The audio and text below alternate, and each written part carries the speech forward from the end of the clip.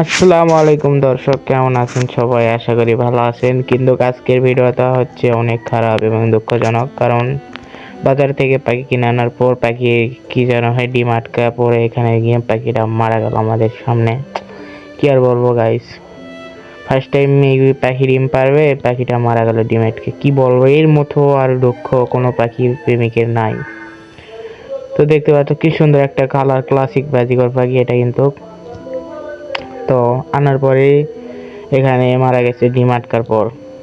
একদিন ছিল ডিম পাড়ায় পাখি আনছিলাম, কিন্তু ডিম আটকা গিয়ে মারা গেল, ডিম পাড়তে পারেনি, পরের দিন মারা গেছে।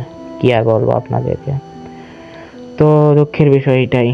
তো এখন মাটি দিয়ে ফেলি, মারা গেছে, কি আর করবো, করার কিচ্ছু নাই।